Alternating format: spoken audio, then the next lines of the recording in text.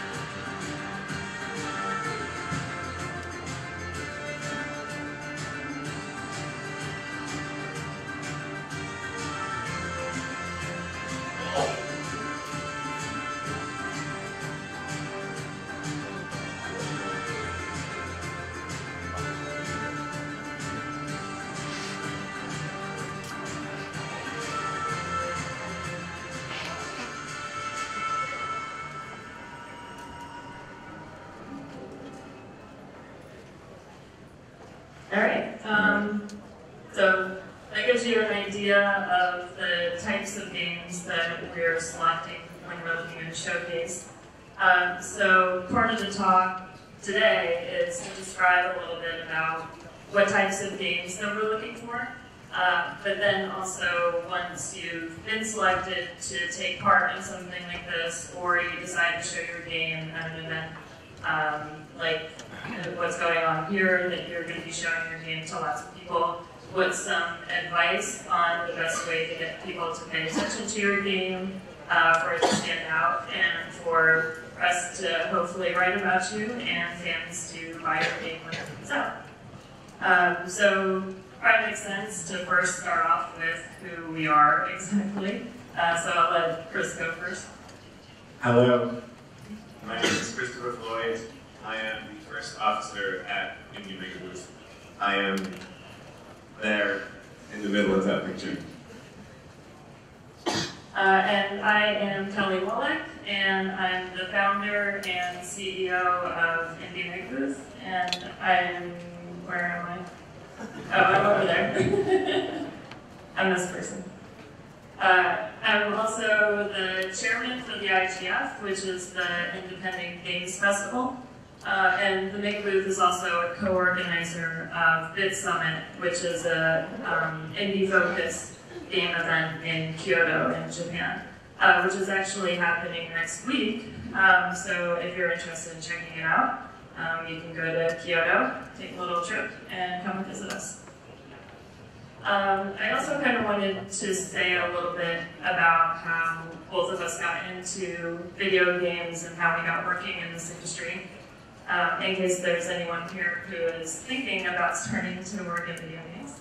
That's not initially where both of us started off at. So as a very brief kind of past history, I actually went to school for chemistry, so I worked as a scientist prior to working in video games, and which is unrelated. And my sister wanted to start a video game company, and I went with her to start learning more about how that works, and met a lot of people in the community, and started off in Boston, in Massachusetts, which has a really tight-knit local community of developers who all help each other out and have meetings multiple times for different user groups. And I was really kind of, I guess, found it very interesting that there are all these artistic, smart people that were all working together to help each other out to make something fun. I guess fast forward a little bit, the idea for the MEGABOOTH came up, and I started running it from the first time at PAX East in 2012. And since then, it's just kind of been growing and growing. We started off with 15 teams, and as you can see, our last show had about 70 or 80 companies that participated in it, and hundreds of people a year that we work with to help them showcase their indie games. I did a lot of different things across the video game industry. I was working at EA, and then I moved to the US and joined Activision, working on the Skylanders franchise. And then I met Kelly about a year prior to going to the MEGABOOTH, when I was still at Activision. And the opportunity came up to do this whole crazy thing, so I jumped on board. That's a very small history of how I got involved. Do you want to talk a little bit about what the MEGABOOTH is? Yeah. So I mentioned a little earlier, the MEGABOOTH is essentially a showcase for independent developers.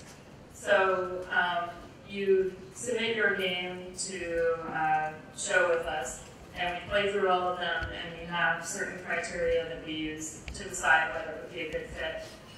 It's based a lot on the quality of the game, but then also the type of company that you are. So if you're contributing something positive to the community overall, if we think that you would work well as a mentor for younger developers, or if you're a younger developer, if you would benefit from being mentored by someone who has been in the industry longer than you. It's very difficult to get this many people to work together without it being kind of a messy situation. So as we want to make sure that everyone really wants to pitch in and to help and to make the indie games scene a better place. So once we select all the games, then we can go to larger consumer events where, say, 100,000 people will show up, and we can buy space that's comparable to a AAA space. So right now we actually have the largest floor space at PAX. So we buy more space than I think 2K and like Sony and Microsoft. But that's all split between lots of small different teams. So we can take all these people who by themselves wouldn't have a strong enough voice, and we can put them all together and put them on the same level playing field as a large AAA game studio. So that's a kind of, I guess, brief version of what we do. Yeah, it used to be 2 shows per year, one in Q1 and one Q3, Q4. In the last 2 years, we've grown from that to now doing, those were both shows in the US, and now we do about 6 or 7 shows per year. That involves an average planning time of 2 months per show, with a lot of cramming on getting this stuff done. We've also recently grown to 4 members, so we're still a very, very small team.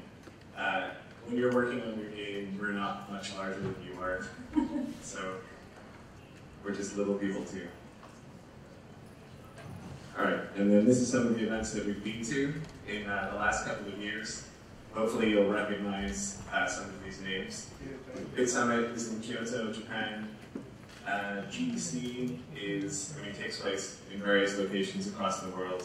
We currently run a showcase in the US at San Francisco, which is arguably the major GDC show. E3, which is the large AAA focused video game event, we currently run a party that happens outside of the show to lure people out of E3 to come and spend time with us. EGX is the show that we did in Birmingham, in England, the United Kingdom. We did that last year. And then PAX East and PAX West, the first shows I was talking about that we used to do. One is in Boston and one is in Seattle, so they're both opposite sides of the US. And then the last one we have here, hopefully Johnson recognizes it, is TGDF. This is our first year here, and it's great to be part of it. All right, so if you want to talk a little bit about, you touched on the curation and the planning stuff. Is this gift playing? It's a great gift. Yeah, that's very important that that's working. Yeah, so I had talked a little bit about this earlier, but we have a pretty lengthy curation process that we use to select the games for the Megabooth. And so it's not just the 4 of us that are playing all the games, thankfully. But we get a couple hundred games submitted per year, which means that I think we've figured out, I'm playing about 500 games a year, maybe. Yeah, I think I played yeah. About that. Then that's not counting recreational games. So we're both playing a large volume of games a year. But we invite about 40 members of the indie community and people that we trust to play through the games also and give us their opinions. And then once we do that, it does kind of boil down to it's a handful of us that are making the final decisions, which is one of the nice things about being your own boss, is that you can just kind of decide what you want to do. So each of us will advocate for games for various reasons. So there's a pretty lengthy blog post on the Indie MEGABOOTH website that goes in depth about how we make these selections exactly and what we're looking for. So if you want to find out more information about that, you can go on the website and read that. But the trick to it is we spend a lot of time and put a lot of thought and a lot of effort into making those selections, which has allowed us to grow to the point that we are now. Because we're very careful about it, and the quality level and the team participation is very important. And I feel very strongly that that's how we got to where we are today. So I think, do you want to talk about the planning part of it? Sure. So after we go through the initial selection judging process, we then all get together and have a very long, slow argument about which games we're going to choose. We choose those games, and then we really hit the ground running. We get all of the teams together, we create a mailing list that goes to every single person working on who's going to be part of the showcase. And we start to just plan everything. What kind of carpet will they have? How are they going to decorate their booth? Do they have needs for signage? Are they going to need a computer? Are they going to need 2 computers? All of these things. And we just keep going every single week. It's a very regimented process to try and get the stuff done before the show finally begins. One of the good things about the way that we run things is that because the shows are not ours, we have deadlines we have no control over. So we have to be super organized because we don't have the luxury of pushing it off when it doesn't seem ready. So we can seem a little crazy via email, but it's not us.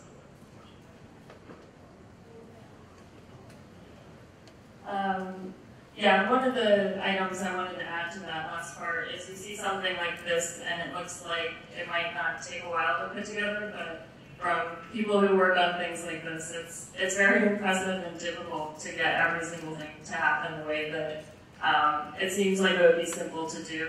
Because you start off with a totally blank slate. Like if you would come back to this room 2 days from now, every single thing would be gone. There would be no signs, there would be no stage, there would be no this, there would be no chairs. And all those things have to come from somewhere. And when you're a small team, first off, you might not know this or ever want to know that. And second off, you might not get these bigger companies to pay attention to your specific needs. Which is part of the thing that we have to advocate for, is to make sure that when you show up, all the things that are supposed to be there for you have actually appeared. They're not lost somewhere, you didn't get overcharged for them, and that you have all the things you'll need to be successful. Johnson, how many months does it take you to plan TGDF? I think it's like half a year. Half a year for 2 days. It's crazy, and I bet that you're slammed the entire time. All right, so do you want to talk about how we do the marketing and promotion support? Okay.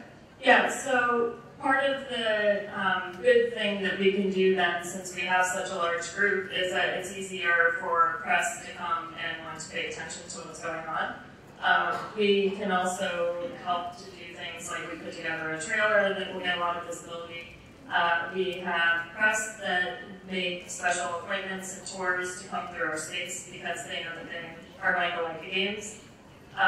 We also will collect information from all of the teams to make sure that when press wants to look into your game, they have all the things that they need. So they have a specific kind of logo, they have access to your trailer, they have a description of your game.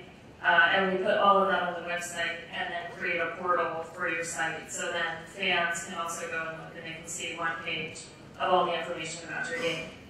So similar to making sure that you have a chair and you have electricity, we also make sure that you have basic marketing materials that are going to be useful and interesting for press to pay attention to.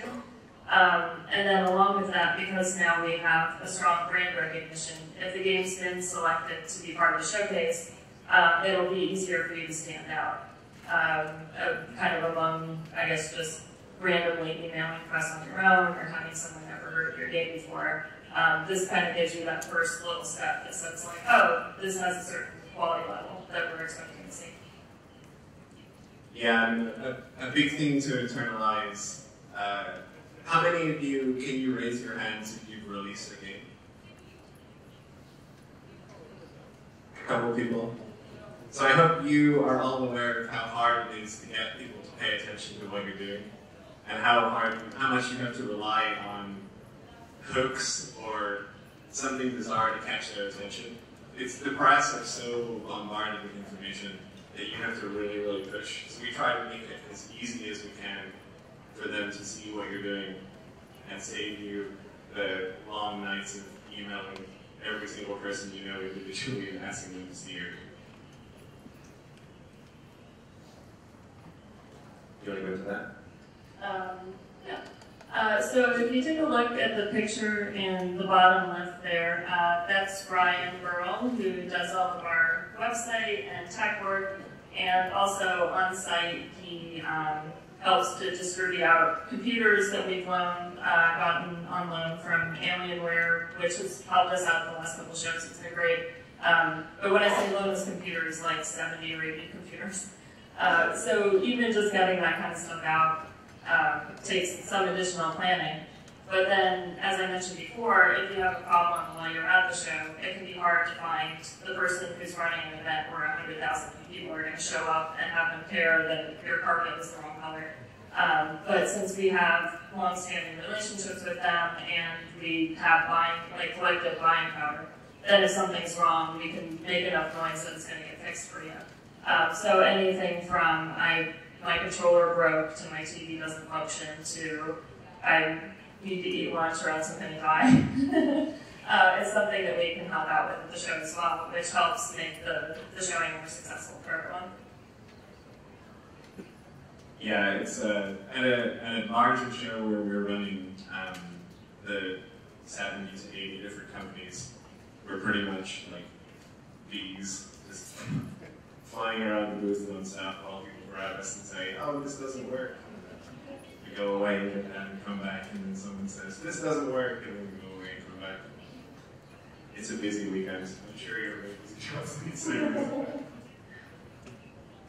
All right, so now we're going to get to the primary focus of the talk, which is once you've submitted your game to us, we've looked at it, it's made it through selections, you've done all your paperwork, all the boring stuff is done, now the scary stuff happens, which is how are you going to tell people about what you're doing and make that make sense?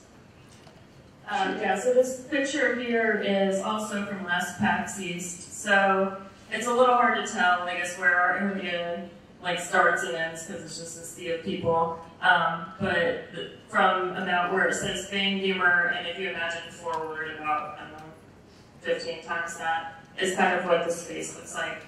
So would you compare it to the size of this room? I think it's larger. Yeah. Twice. Yeah. 3 times. Feels like 100 times. It's about 2 to 3 times the size of this room of everyone working on games, so it's a lot of people. Yeah, and so as I mentioned, about 80 to 100 thousand people come to PAX. To give you guys ideas of other shows, Tokyo Game Show has about 270,000. The Taipei Game Show estimates about 450,000 people come, which is crazy. Gamescom is in Germany, which is something similar, about 300 or 350,000 people. And then, I guess to just give some contrast to that, something like Bit Summit would maybe have 5 to 10,000 people come to it. And that's a slightly bigger show than this, but just to give you an idea of numbers. So we always get asked a question a lot of when should I start showing my game at PAX? And I liked your answer was when you want 70,000 people to look at it. So whenever you feel like you're at that point, that's when you should start going to these large types of events. So a lot of teams will start off showing something small like this just to get comfortable with talking about the game, getting some initial player feedback, getting comfortable on how to talk about your game. Because you only have a couple seconds or a minute to get someone's attention, and you've been working on the game for so long, you might not really understand how to communicate your idea to someone without just sitting them down and telling you what you've been doing for the last 6 months. And so those are really great ways to start to hone in how you pitch your game effectively. So in some cases, it's good to kind of jump right in if you just want to rip off the Band-Aid and go for it. But I think a lot of teams feel more comfortable starting off with something small and getting more comfortable with it, and then moving on to something the size of a show like this. Yeah, a good anecdote to add to that about, in reference to the Bit Summit, which is the event in Kyoto. By far the smallest event that we've talked about so far, but having a very small event like that can be a very useful place to show something, because you have a small number of attendees, but you also have a small number of people showing games. So the ratio isn't so different as it might be for something like Taipei Game Show, right? And it can sometimes be good if your project is a little earlier to show it at a smaller event. Something local is always a great place to start, because that way you can have people look at what you're doing, and hopefully you can find major problems before you're in somewhere larger and you go, oh no, I should have done that thing. Yeah, part of the small show, I think that's good, as well as that the audience that is going to come to that show is probably more specifically interested in your type of game. Because you're marketing to an audience of people that are actively seeking out an indie game conference, as opposed to someone who's going to something like PAX. They might be going to look at like God of War and then stumble across your game, which is good because it helps build audience awareness of indie games. But depending on the style or the type of your game, like showing them something that's more focused for indie game specific stuff might not be as kind of like small of an audience as you think. Like if 80% of the people are interested in your game as opposed to 5% of them, by volume it could be pretty similar. Okay, so we're going to move forward into looking at different booth designs and different things that people have done when they're approaching this. Starting with this picture and moving on, almost everything is taken from our last major show in Boston. So you will hopefully identify things. Keep an eye out for that red and black booth. It's coming up later. Alright, so very, very basic things. This is, if you look at the booth on the left, when you walk in on day one of setup, this is what you have. So you have 2 chairs, 1 table, a small trash can, a little printed sign at the top that says the name of your company, and that's it. And you want to go from that to something eye-catching, colorful, dazzling, everything like that. So that's for an average 10 by 10 space, and hopefully by the time you're finished, it looks a little something like this. Which looks a little better. This is Floyd by Tribute Games that they're developer in Montreal. So what you see here is focused color scheme. All you can see is red and black, right? And the only white really in their booth is the name of their game, so your eyes go straight to that. The members are easily identifiable. It's a little hard to see from this picture that they wear t-shirts that say the name of their company, for example. They have TVs, chairs, a sound system. All of this stuff doesn't happen by accident. So let's talk a little bit about signs. Go. Yeah, so this is Below by Happy Games, which has made a handful of pretty successful indie titles. So there's kind of standard booth setup. The signage is simple, it's easy to read and understand, it's large, it has simple font.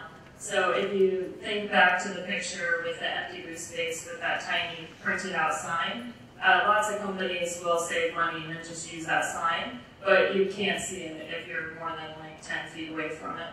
How many meters is that? 150? Free.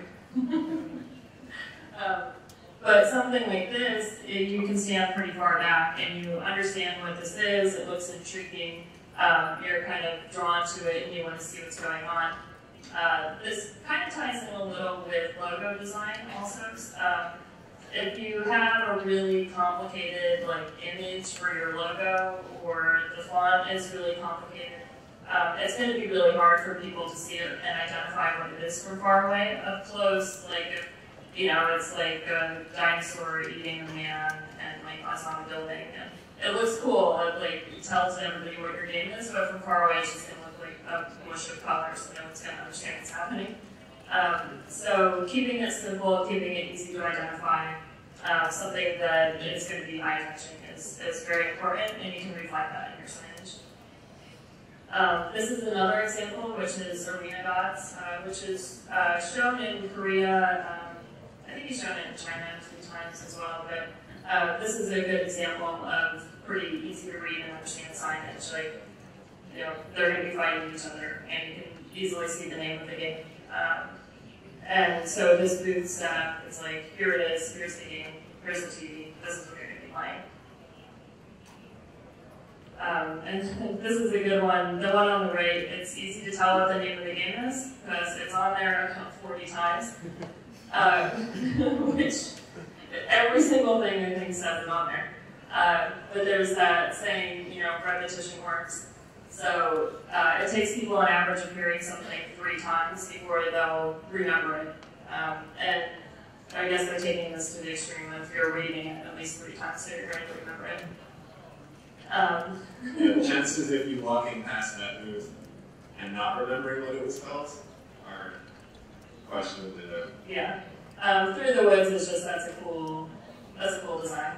So. Yeah, and it's a great logo because it's evocative immediately. Like, you can probably guess what kind of game this is. It's a little bit creepy. There's wood. It's immediately apparent. All right, and then this is another approach to think about. So you can do, if you saw the Arena Gods booth, they had a huge television, 2 signs, and that was it, right? Which is good. It's simple and bold, and it's easy to do. This is a team from, I think they're from Canada, they make Aeon Alter, and what they did for their booth was try to make it as inviting as possible. Their game involves 4 people sitting together on their phones and playing a game that takes place on a big monitor. So they wanted everyone to hang out and get comfortable, and so they just got these massive cushions. They're about this size. How many meters? 50 meters tall.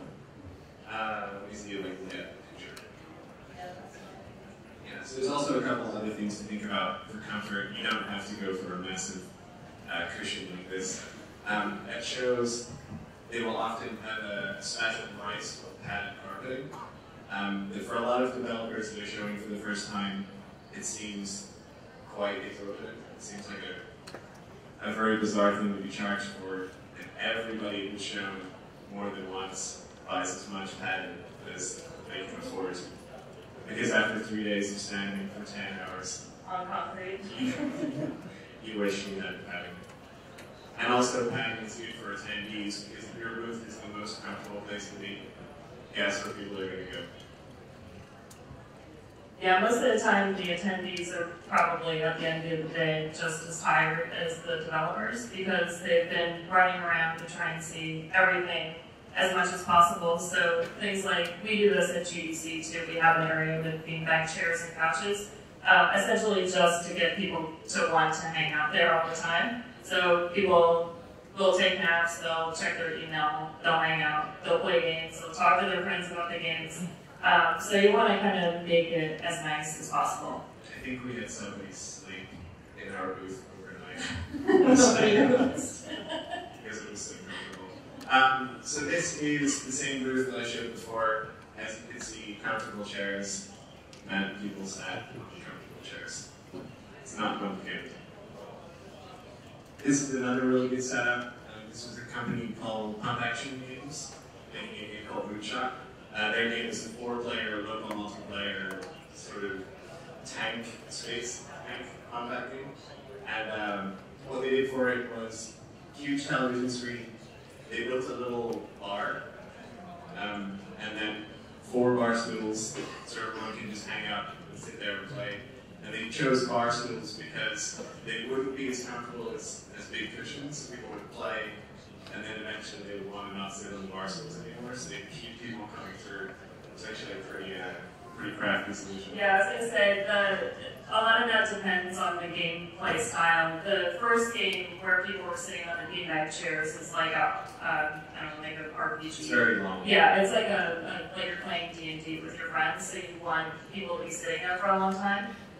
Games that you want to have a fast turnover, like pick up and play, multiplayer games. You don't want people to have to wait for 20 or 30 minutes for one group of people to finish playing. So keep in mind, I guess, the style of gameplay that you want. So we've talked about comfortable things. Now it's time to talk about big screens. This is Thumper by Julie. They're based in Korea, I think. Yeah, half in Korea and half in the US. They went for the Arena Gods style solution of their game is incredibly visually engaging, and so they didn't focus on anything else other than putting a massive screen in front of anyone to see that game. Because as soon as they see it, they're going to be stuck to it as they walk past. Having an easy CTV is a really simple way to get people's attention. Humans are very visual creatures, so if you can show them something interesting, they'll kind of stick around with it. We work with audiovisual vendors at shows, try our best to get discounts for all of the teams so that the huge AAA booths with their crazy screens won't seem so far away from ours. Ours are definitely not hundreds of feet tall, but we try our best. This, for example, is Hurricane Edge. If you walk past that, you probably stop to find out what's going on. What has mesmerized that poor man? Yeah. It looks like one of those 5.1 surround sound commercials where you see the person's face being blown off by that distance. Yeah, they describe their game as rhythm violence. Yeah. So yeah, I mean, small statistic here, but when you're walking around a show like this, you have about 5 to 10 seconds before somebody finds something else to look at. So you want to really jump on them while you can. And then you can do unique designs. Yeah, so this is a game called Sound Self, which is a virtual reality game that's supposed to simulate what it feels like to take hallucinogenic drugs. So there you go. Their method for showing this game is they build a tent. It's just totally filled with pillows. It's dark. It's dimly lit. They serve tea. You lay down on these pillows and you go through this bizarre experience, and then you come back out into this even more bizarre experience of a giant games convention with lots of noises and sounds and kind of flashy things happening around you. And this is a kind of very intentional way to show this game. It's hard to describe, so you kind of don't want to try and describe it. Essentially, you just want people to experience it and go through that, and then leave with this, experience that they're going to be talking about to their friends.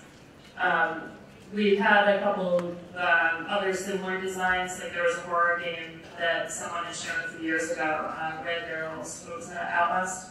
And they built a little kind of booth that you would just go in, and it was all dark, and you would play the scary game. Somebody actually ran through the back of it because they got scared and they couldn't figure out how to leave. They jumped through the wall of the booth. They were so afraid. Which is kind of good marketing, but a little horrifying for the people playing the game. Because this has raised a topic which I'm not sure how prevalent it is in Asia, so this may not be very useful to you, but at least in the US, there's a lot of particular restrictions on things that you can do when you're at a public event like this.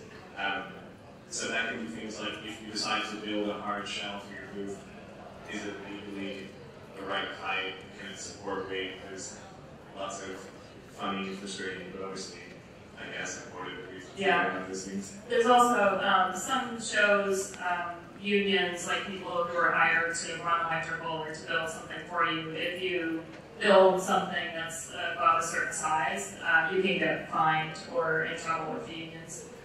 So this is another thing that the MEGABOOTH will help with. We'll get these kinds of things approved, or we can tell you right off the bat, no, you can't do that, or however. But having something that's like this, that's a very good setup, is going to leave people with a really large impression of your game when you leave. Okay, so now we have a couple of other things that you can do.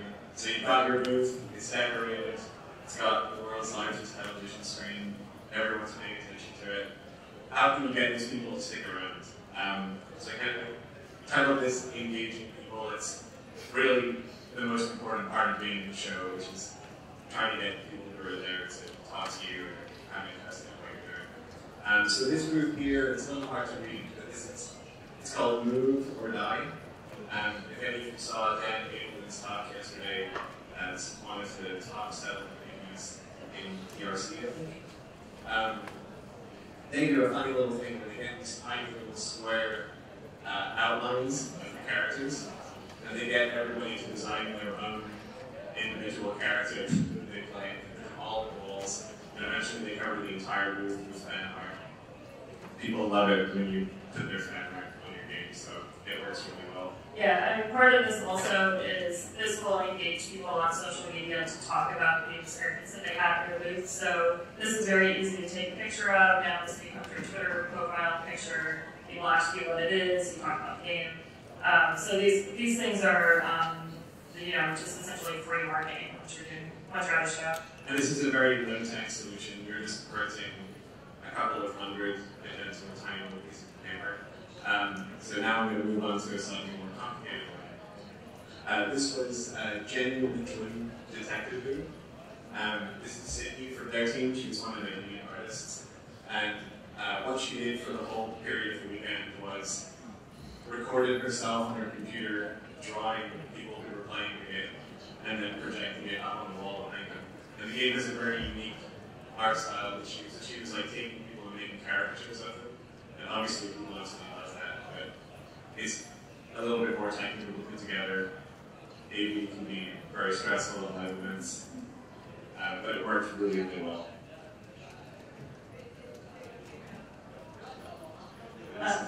Sorry, this is an Infectionator, and if you have a game that's competitive or multiplayer, you can do things like you give away a free Steam key if you are the winner of a competition.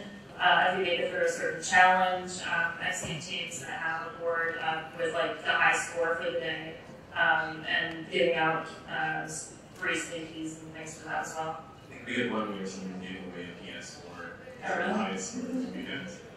But those could be risky because you get a lot of people who just want the PS4 and don't necessarily care about the game. So I personally think that trying to focus your rewards around what the game is can help. Like whether it's a t-shirt or what you're working on, or a key for the game or something like that, can kind of help. Because then if they really have a really good time, they win, they get a free copy, they tell their friends how they were so good at it, they want to beat that out in their house. The cycle continues. Okay, so we're going to talk about merchandise? So like Chris was saying, a good thing to give away is a piece of merchandise, especially something wearable, like this lovely Indie MEGABOOTH t-shirt I just was wearing, which is about half of my wardrobe as well now. One of the things actually that I joke about that with the t-shirts, but when we first started making them, all the game t-shirts that I kept getting for free at shows felt like cardboard, like they're stiff and they have these giant plastic with pictures on them, because that's the cheapest way to make a t-shirt, and then I don't know what to do with them because they're uncomfortable and I don't make them. So for a few extra dollars per shirt, we got tribal emblems, which are really soft, and everyone who gets them, we give them to all the developers, and people wear them all the time. They show up in pictures at other events, when people are giving major talks. A lot of other developers will wear free game t-shirts because that's most of their wardrobe. So if you are giving out the coolest looking, most comfortable free t-shirt, that's going to show up everywhere that those other developers or those fans are. And then every time that we see them on social media, Chris will make a comment or retweet and kind of give the positive reinforcement. So having merchandise like this, selling it is good because most shows like this at PAX, their fans are looking to buy things to leave the show with. But I wouldn't be afraid to give the stuff away for free. Because the amount of merchandise that you would have to sell to actually offset the cost of your booth is pretty substantial. I think Play Games, who makes Don't Starve and has a very well-known IP, is one of the only companies that we know that actually pays for the booth space through merchandise sales. Otherwise, if you're working on an indie title, chances are it's an unknown IP, so people aren't going to actively seek out your merchandise. But it can be a really, really great way to continue kind of advertising your game, marketing your game way past the initial event. Also, a good thing to keep in mind is kind of show and culture-specific merchandise. So if you look here, the fans would make sense in Asia, especially during summer because it's hot and it's humid and everybody wants to use them.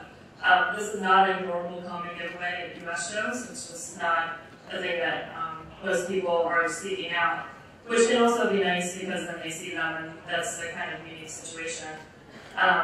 PAX is also really well known for their fans wanting to collect buttons and pins. So there are people that are running around with hundreds of pins. There's the Penny Arcade, which is something that PAX creates for pin collecting at the show. And buttons are incredibly cheap to print. So if you have buttons and pins and you give them to attendees at PAX, they're going to go crazy over them. So kind of learning what kinds of things will be interesting for your audience can be really useful. Like at E3, the event that we do with Devolver is outside and it's hot and it's sunny. So this year we made sunglasses and it just says Indie MEGABOOTH on the side. So then everyone comes there, they forgot to bring sunglasses or they don't have a pair or whatever, and now they're wearing Indie MEGABOOTH sunglasses. And I mean, they don't have to be nice ones, right? Or they don't have to, you don't have to buy everything Oakleys or something. Like you can just get these printed. But you can. Please don't. Please don't buy everyone Oakleys. Final little point here is, I mean, when things like this you want to give away, you want to always make sure to focus primarily on what your game is. Yeah. Try to make these little things you're giving away. Don't spend an inordinate amount of time planning or designing or printing them or getting stressed out. Small things like buttons, little flyers, little pieces of paper that just have names of the game, and give away free access to your games to everyone to show, so that way you can help spread the word really, really well, and hopefully get around there to other things. Yeah, I've been at some events where I'm actively trying to find games, and they don't have something to give me to take away from the booth to remember who they are. So even just a tiny little flyer that just says your game name and the website and your company name can make a big difference, especially for like press or people that are collecting this kind of information to go through it later to talk about your game. Okay. All right, so I guess the helpers will let you talk about this because you picked this picture and it's nice. Yeah, this is a great picture I tracked down purely by chance last week. This is our friends from Freaks. They're a studio in Germany. They made a game called Beat Buddy, which you can see the name of sort of in the corner there. This is really just about don't take too much on yourself for a show like this. It's really, really exhausting to talk about what you're doing, the same 2-minute conversation again and again for 9-10 hours, and then for multiple days on that. Have other people around you there. If you don't have a lot of people on your team, you probably know somebody who would really love to just hang out and do this for a weekend. There's plenty of people who find video games exciting, hopefully. That's why we're all here. So get them to help you out, and I'll have a really good time. We also are going to talk about the volunteers we have. Yeah, so we also, we have about 30 volunteers that come and work at the MEGABOOTH over the course of the weekend. And so they're there to help do things like build stuff, run their dirty food, watch the booth, just kind of take on some of that role for you. Which, a little bit on the next slide here is to make sure that you're bringing, like, sound stuff, but things like water. You know, you're talking all day, basic equipment and supplies, like duct tape, scissors, screwdriver, pen, paper, all these things you always 100% need at some point. The MEGABOOTH, we just have essentially a giant box of this stuff that we label and we lend out to people, but if you put something like that together for your team and you take it to our show, that will solve like 80% of your on-site problems. And so just kind of thinking of those things that seem like everyday, day-to-day items, like throat lozenges or throat sweets are good too, because while you're talking all the time, you can, I don't know, cotton mouth, I guess, to help to alleviate that, or coffee breath if you're drinking giant amounts of caffeine all weekend. Okay, so now you have water and tape. It's probably also important to bring it down for your game. Do you want to talk? You were saying you had some really favorite demos that you've seen. So I think one of the best examples of designing a demo that I've seen was for the Stanley Parable. And designing a demo for a show. Yeah, for a show. Yeah.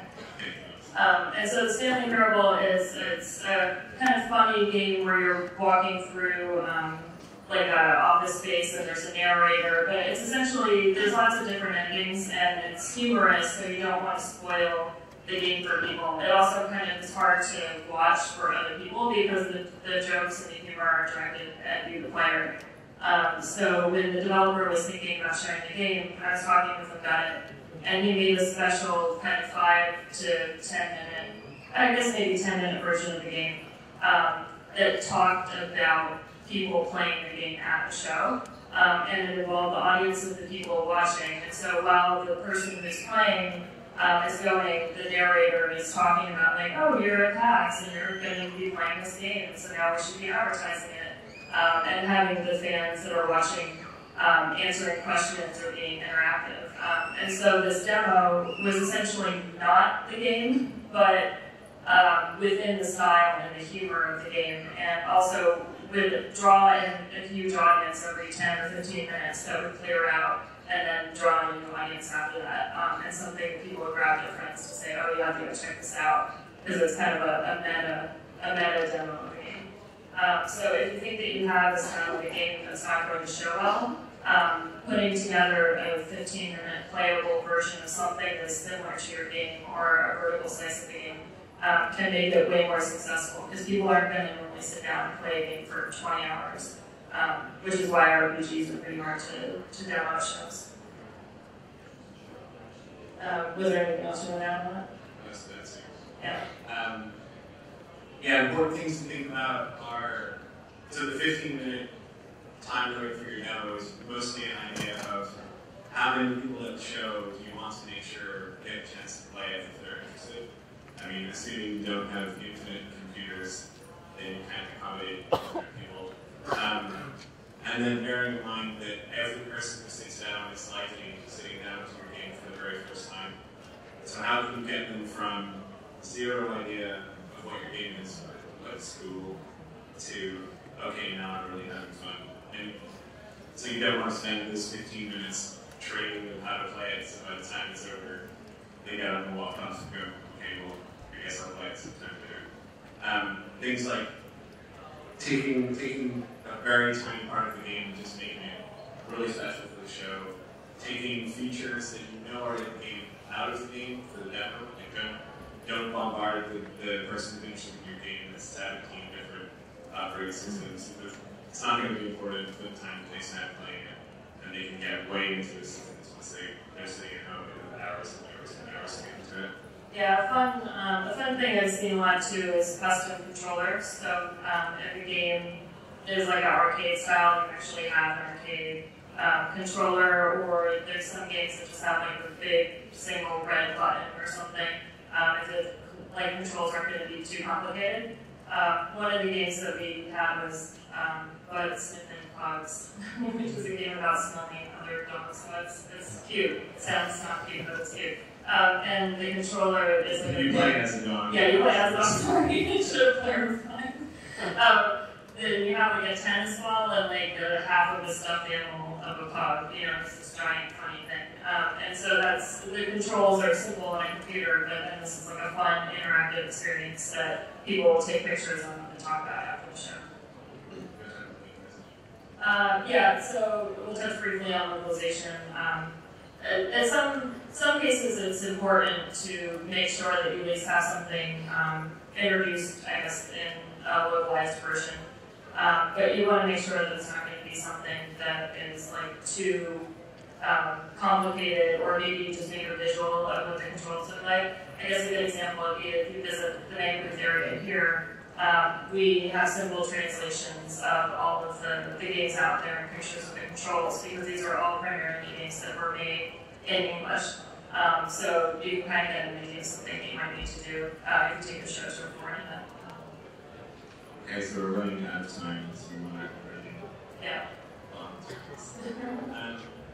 So building a community, this is, I guess, the picture that Kelly was looking to see earlier on. This is sort of what the show was seeing I have.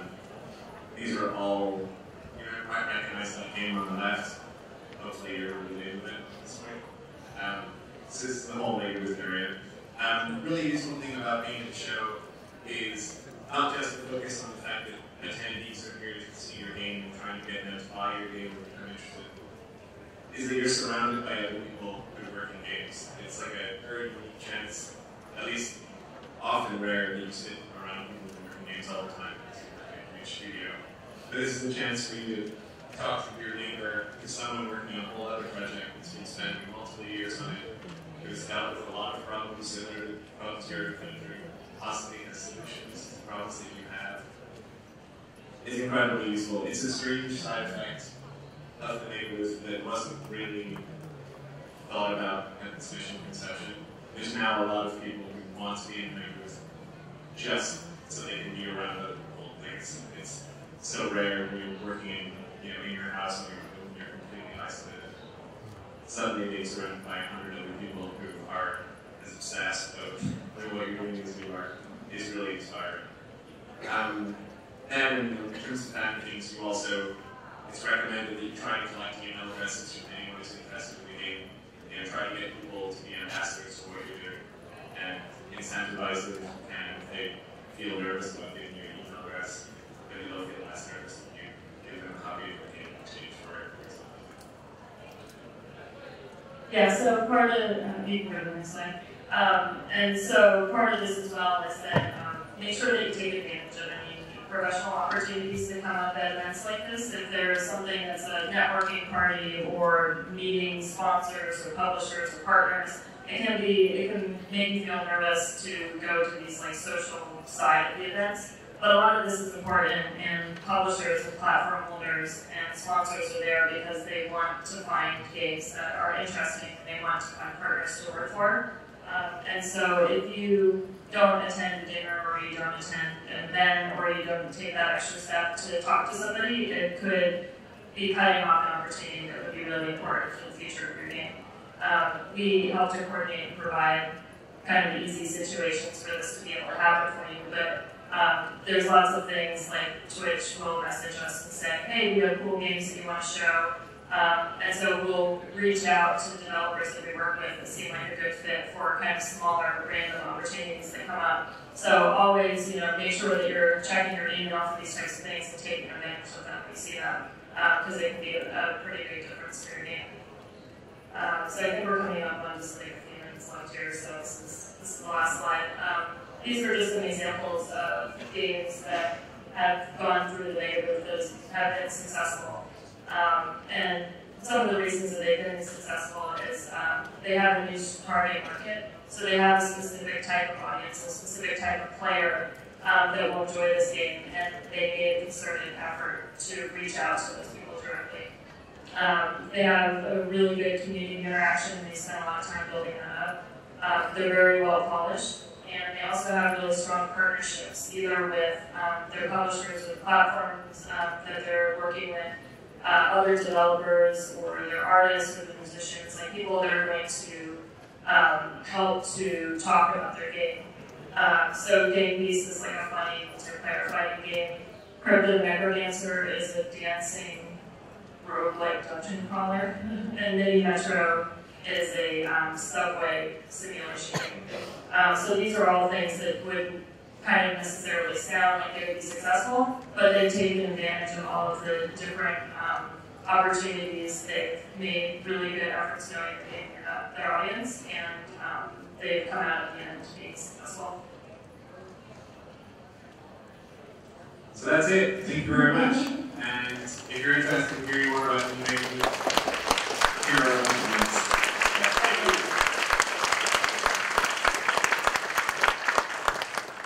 I don't think we have any time for questions, but we're happy to do it. Yeah, but we're around, so if you have questions and you want to ask them, just come and find us. We're pretty friendly, so I'll say that. He's already made it, sure. All right, thank you.